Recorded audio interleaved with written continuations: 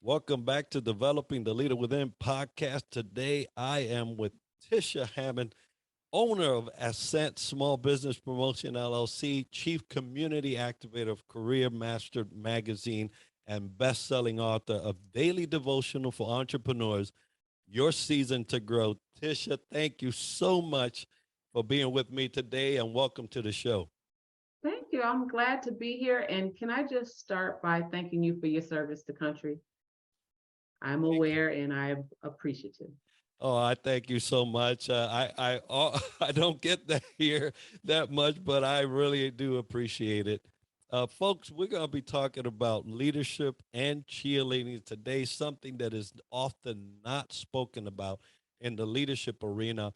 And I got Tisha here because she is going to just blow your mind when we're talking about this specific subject and topic. Tisha, why is it so hard for leaders to understand that the cheerleading position is one of their primary positions? Is beyond me. But before we get into that whole good conversation about that, tell us a little bit about your background. Awesome. Let's see. I am a lover of all things Jesus. I have a wonderful, amazing marriage, married to a gentleman named Ken. We are celebrating our 14th year of marriage this summer.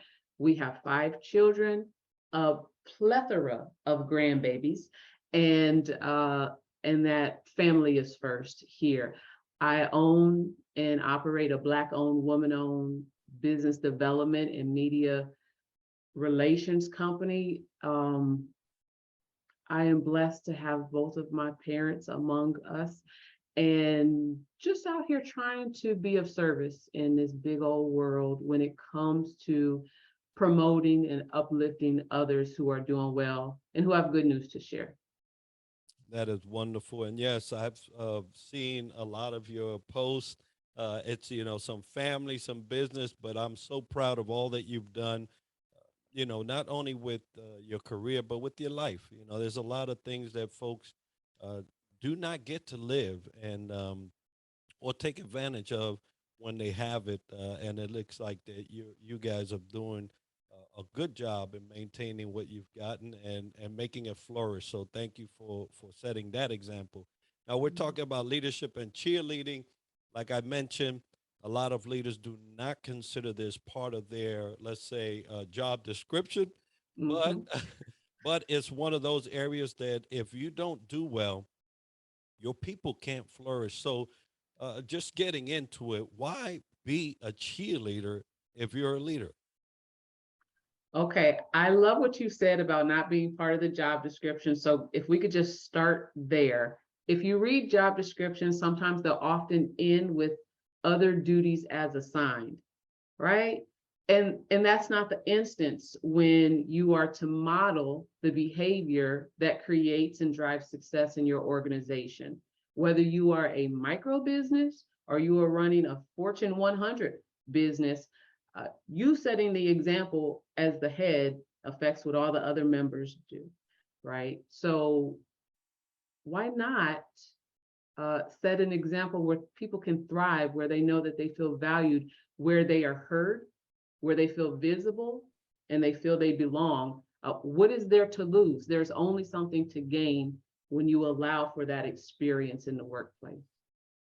Yeah, absolutely. Now, as you're talking, I'm looking at the landscape of what a team and a leader, a company looks like with and without a cheerleader. Now, I don't know if you've ever been to football games. I'm sure you have. I'm sure that you've been to some sporting venue. And for those listening, you can just picture this. But there's a huge difference when the crowd is behind you and Mhm. even if you're, you know, trying to make points to even keep up with the game. It is a huge factor when you have this group of people or even this one person, right? because I see a lot of players and a lot of people, they get up to bat, let's say baseball, and they're looking to stand. And if they don't see their parent or they don't see their family member cheering them on, they get deflated. And so there is a key Right component, here. right? There is a key Yep. component Yeah. that is in the psyche, where when even if I'm losing, if I have this person in my corner, and although everybody else may be rooting against me, there's one person that's important to me cheering me on, I can Mhm. still succeed. So what's that psyche like? What have you seen where this thing has played out in a player, in a leader? Yeah. So let's start with the player. And I'm gonna continue with the sports analogy because that's what we do here in the D. So the Detroit Tigers, Miguel Cabrera, we are celebrating him for over 3,000 hits for 500 and more home runs. I had the honor of sitting in the suite next to the one that he has for his family at a home game. And I got to thank Bank of America because that's the reason that I was able to participate. It was their suite, and then the suite host, said, "Hey, this is Mickey's family," and so of course I'm kind of like tuned in to what he's doing with his family from down on the field and us way up in the suites. And every time Miguel Cabrera got up to bat from home plate, he looked up, he made contact with his family, and he hit that ball. And well, he's a hitter. He swung it, he hit it, he was hitting home runs, and you could feel the energy that they gave in their eyesight, in their glance, in their approval, in their support. And look where he is today. He's already made Hall of Fame before he is even finished with his career. So that's the player perspective, right? So the player being the employee, the one who's looking for the approval, the one who's looking for advancement, the one who's looking to contribute in the workplace. And then there's the leader. So if the leader thrives off of this kind of energy as well, the leader will position themselves in a way that encourages people to provide solutions to every challenge without feeling like they're going to be barked at because they weren't able to accomplish a particular task. The leader is going to provide that environment where they're going to have mentoring set up. Even if you can't get the direct attention of your CEO or your director or the executive director, there could be a mentoring program in place that fills in that gap for you so that you know your opinion is wanted and valued and needed and guided instead of being misguided. So those are a couple of things that come to mind in the workplace and in leaders who can actually show that they're on the side of the employee and not against them. Because in a lot of workplaces, at least the one that I worked in for 21 years in federal law enforcement, it was very much us versus them. You're either the worker or you're the management. And they didn't have to play along, play well together. But why is that? The leader sets that tone. If there's going to be division, the leader is the one who can control or prevent it or start it in the first place. Yeah, that relationship is so critical. Um, and we're talking from a perspective of an employee. Now, there is a role because we're human, right? And it doesn't matter what position you're in, you're still human. And a leader not only is supposed to be and should be the cheerleader in on behalf of their teammates and all the subordinates that they may have under them, but a leader requires cheerleading. And Absolutely. sometimes, it's often been said, oh, leadership is lonely. It's lonely at the top. And I'm like, it's lonely at the top because you ain't invite nobody. That's But, right. Because you but, closed them off. right, Yeah. yeah, you shut that down. But a leader themselves requires cheerleading. So, why is it important for leaders to ensure that they get a good cheerleading staff because they're going to need it? Why is it important? How many times have you gone to work and spent an entire career loathing what you do, wishing you could develop a succession plan and a legacy to be proud of, but you know you cannot because you haven't done what is required of you in that position. I hear a lot of people say comments like, that's above my pay grade. When someone makes that comment, they're saying, hey, my leader's supposed to take care of that. That's what they get paid the big bucks for. Okay. So if you're getting paid the big bucks to make the big changes and the big improvements, yeah, you need support. And yeah, I'm not saying have an open door policy where everybody's walking through and you don't get time to operate in the business, but I am saying create a pathway for people to get the guidance that they need, including the CEO. So of course, when it comes to hiring talent, you want to hire people that are fountains and not drains. I suggest that when you hire someone, yes, in addition to all of their expertise, hire people for their character, because you can train for a skill set, but hire people who have the character that can support having a successful, thriving, vibrant, healthy work environment. And then, Enrique, every successful manager or leader that I know, and you get to define success on your terms, but every successful one that I know has a coach. The coach has had some in-depth facilitator, moderator, life coaching experience. They are certified in some realm of helping people find the value that they already have in there and helping to bring that out to the surface. And to go through an entire career loathing what you do when you are fully capable and probably already have the resources in place to just ask for help, create some guidelines and guidance that will make the experience better for everyone, including those who are coming next. Because if you're a leader and you don't have the foresight to see who can replace you, I don't know that you're doing your job quite well. You mentioned success, and just timely. When it comes to leaders' success, there's a lot of elements that come into play that give you the ultimate success, right?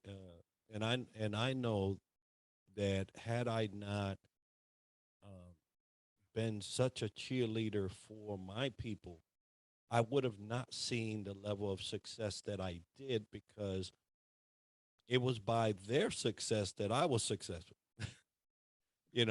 My reputation was based on the amount of success my team had, Yeah, and then ultimately that reputation went before me, and it spoke before I even got there, right? So, what absolutely. role does cheerleading have in a leader's ability to succeed?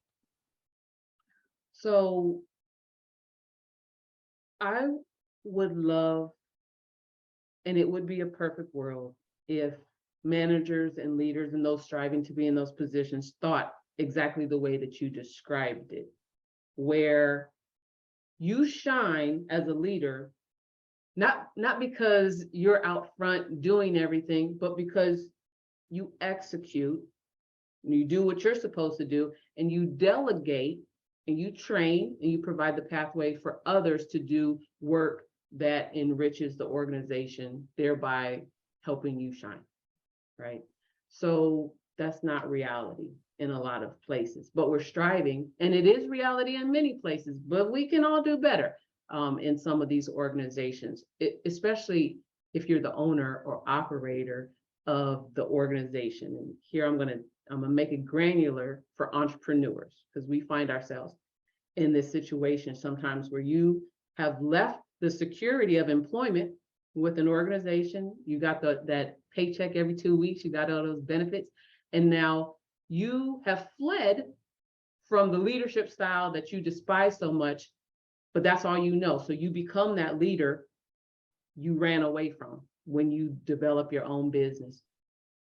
When in reality, you could look for training or look for some community support, some leadership experience that would help you avoid becoming that manager or having that management style that you just ran away from because you thought you could do better, but you don't have any other examples of doing better, right? So the role is step outside of yourself, step outside of your experience when you do become a leader, and think of what is going to help the community who supports me thrive.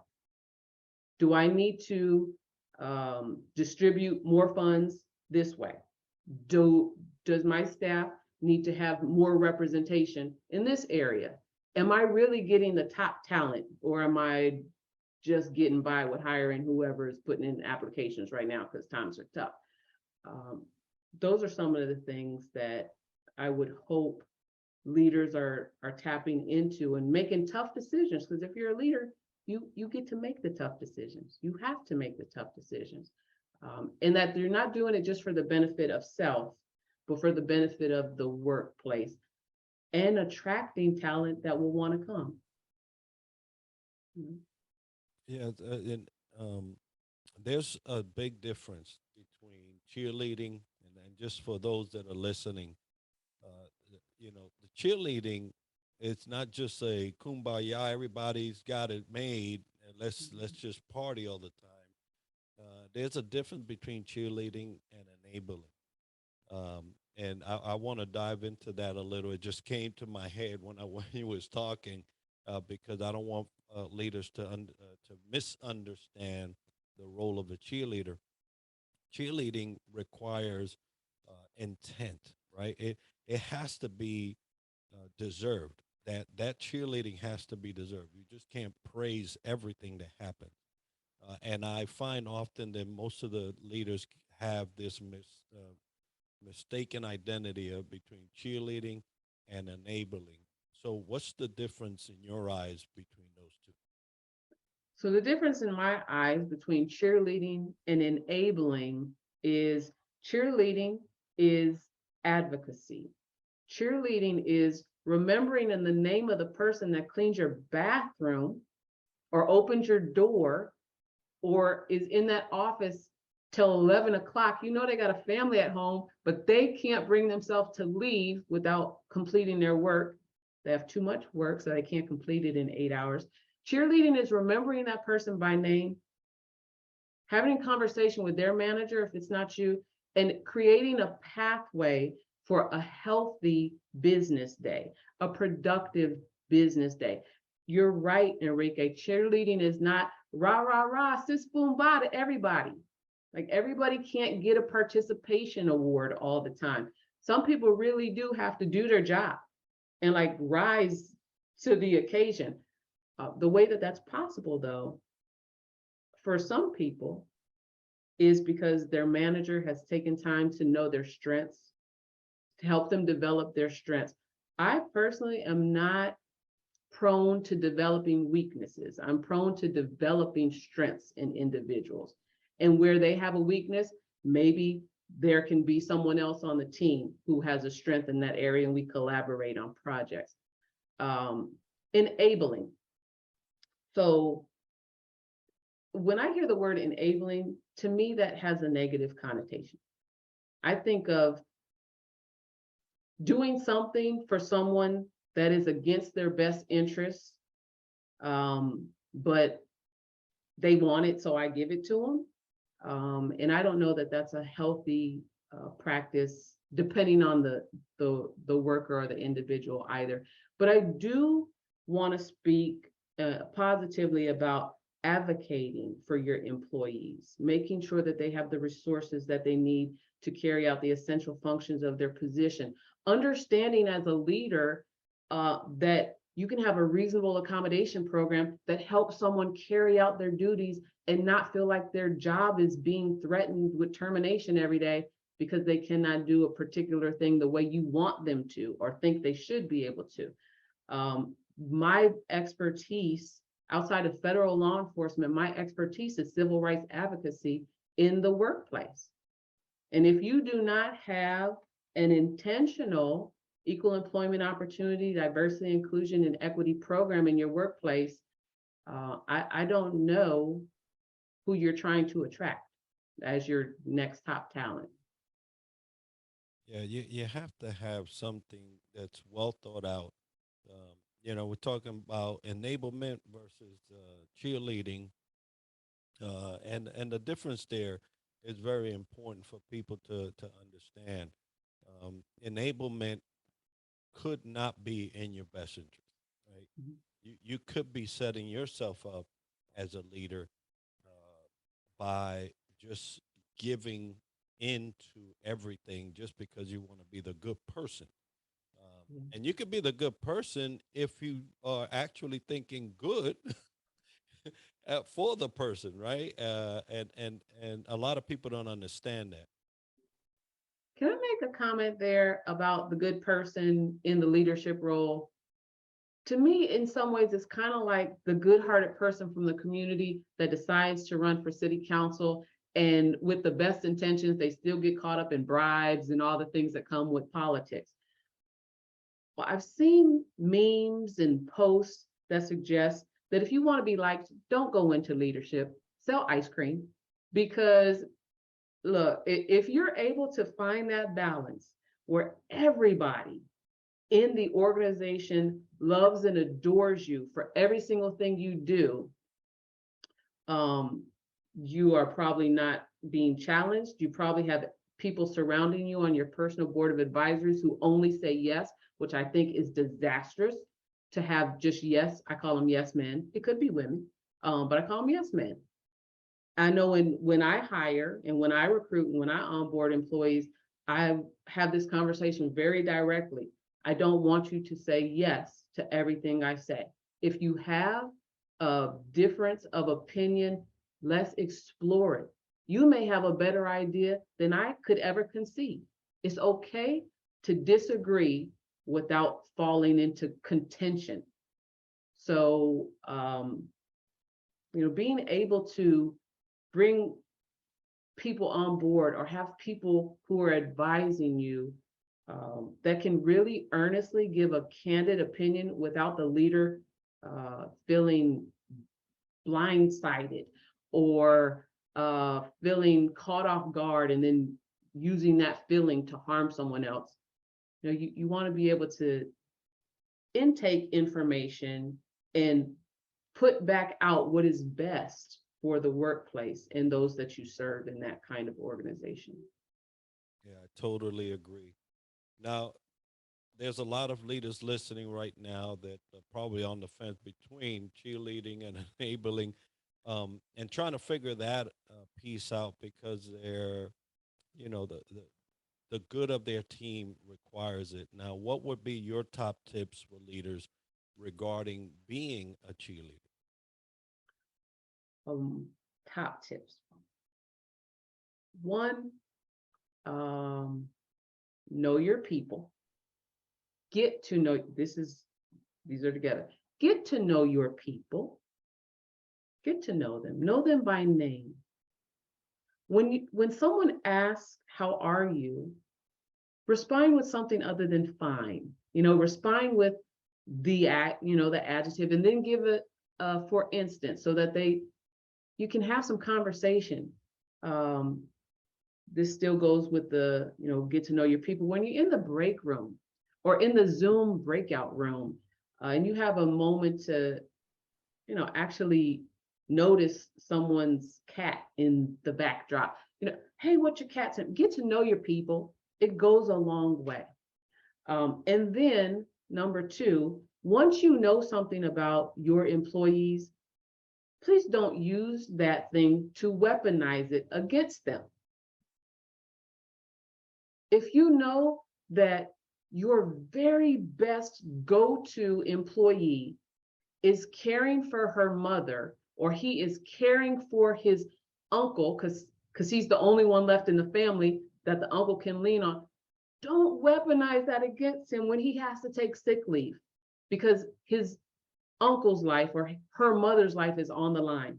And don't make them feel like their job is on the line when they've told you these things in advance, work with the employee. Two, well, maybe this is three, because the second one was don't weaponize that good information. Three, use kindness as a wonder drug in the workplace. Now, this is from Elizabeth Ndungu. Elizabeth Ndungu, she is a Kindness Incorporator, dear friend, owns a kindness-inspired company, teaches corporations about how to utilize kindness in the workplace. You think this be common knowledge, but it is not, Enrique. And then I was watching a cable news show a couple days ago. There was a scientist who was being interviewed that called kindness the wonder drug. So you don't need prescriptions to improve your life. You need to serve others. So here we go with the model of servant leadership. It does not mean as a leader that you have to get out there and answer the phones, at the front desk. It doesn't mean that you have to do all the data input, but you should know something about it and could be able to pop in if needed and set that example and role model. And when you role model the behavior that you want to see in the workplace, do it from a place of service. It's not weak to have a heart for service. It's not a weakness to be kind to your employees and those in your employ. So those would be some of my top tips.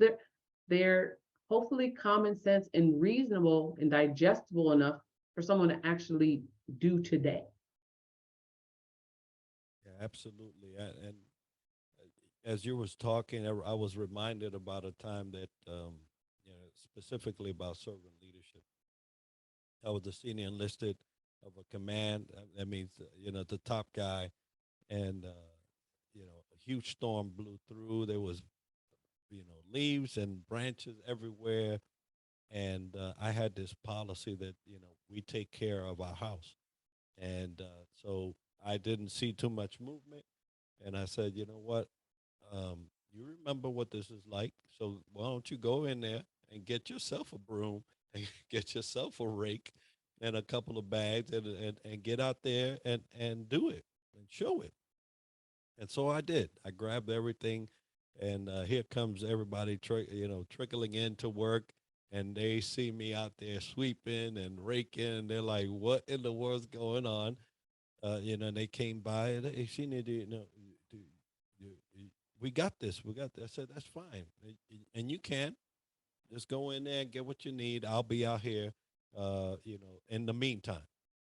And before I knew, everybody was out there cleaning and making sure everything was tidy. And the reason why I did that was not not only to set the example, but to show them that I cared enough for the policies that I had.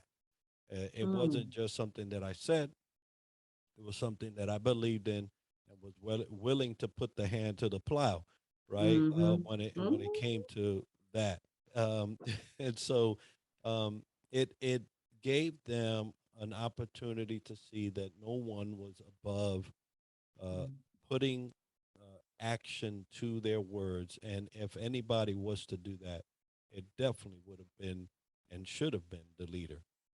So I love that those tips, and if you guys, everybody that's listening, those tips are wonderful. And always remember that leadership, it starts with you. It starts at home. It starts with you. Now, Tisha, if somebody wanted to get a hold of you, your company, all the wonderful things you do, the book, and let's talk a little bit about the book because I think that that is a great way to start your day. So let's talk a little bit about that and then share how to get a hold of you. All right. The book is Daily Devotional for Entrepreneurs, Your Season to Grow. The foreword was penned by Dr. Dennis Kimbrough, who wrote Think and Grow Rich, A Black Choice. The book has done well around the world. And of course, we're always interested in having the support of new readers and new book clubs. We found some success with places of faith, having book clubs there. And then just individual groups, many who we know from our relationship on social media, starting book clubs and prayer lines surrounding this particular book. This book is the first in a series of daily devotionals for entrepreneurs. The second one is in the works, and it will be more of like an interview style, where I'll be interviewing business persons who are wise beyond their years, I shall say, in business. So thank you for an opportunity to speak to that. All right. Now, you asked if someone wanted to contact me, and I want to give that information. Can I give an example of a policy, though? Because you mentioned the policy that you had, and I don't want to walk away from that too quickly, if that's okay with you. So when I was in federal law enforcement, if you can imagine me with a badge and a gun arresting people and seizing things that don't need to come into the US, and doing that in places abroad as well. This is a very serious position that I had. And I was brought up by a mentor in federal law enforcement that advised me, Tisha, if you are going to present a challenge to your manager, you ought to come with a solution as well. And I took that to heart, and I did that. And I addressed a manager with a challenge, and I provided a solution. And Enrique, his immediate response to me was no. And then we were behind closed doors. And then he immediately responded, after no being a complete sentence for him, he did give a brief explanation. And he said, I have a policy of saying no first, because it's easier to recall a no than a yes. And I had real mixed emotions about that. I thought that was presenting me too much information. I just wanted to be heard and to have the solution addressed and put on the table for discussion. And what I was not expecting to hear was a no without some conversation. Ask me some questions about the research I did. Do something, but just an outright no. And I got to tell you, I lost a lot of respect for that individual that day. Listen to your people. Listen and don't like have 1,000 things going on in your head. Be present with them in the moment. And if you have to explain, look, I only have a few minutes for the conversation, but you have my full attention for these 3 minutes. Go. I could have took that, but to just outright no and nothing, we didn't have the most pleasant relationship after that when it came to presenting solutions, because I didn't think they'd be honored. So keep that in mind, leaders. People are watching for your response and how you listen and respond. And with that, Enrique, if someone would like to contact me, I'd like to provide 2 websites. The first to request for like speaking engagements, workshops, facilitations, that'd be great to go on my personal website, tishahammond.com, where I am known as the Small Business Cheerleader. For media relations and business development opportunities, then that would be the company website, which is ascentmediapro.net. We're going to have that as part of the show notes and the video so folks can get a hold of you.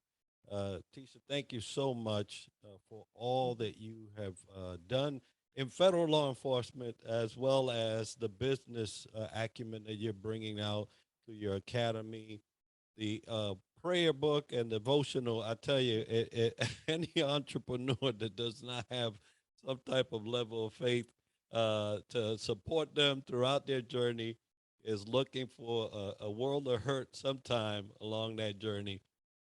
But I'm so grateful for having books like that that we can lean on in tough times, because as an entrepreneur, you will face some tough times.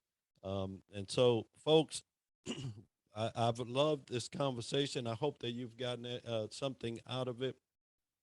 And if you've enjoyed this episode and learned something interesting about the topic covered today, make sure to subscribe and let us know by leaving a comment right now. And we're always looking for new ideas and guests that we can add to our show. So if you know somebody or a topic that you would like for me to feature on the podcast, I'd love to hear about it by emailing me at triadleadershipsolutions@gmail.com. Be sure to tune in next week for another episode where we dissect leadership from another angle. And as we like to end the show, success to you.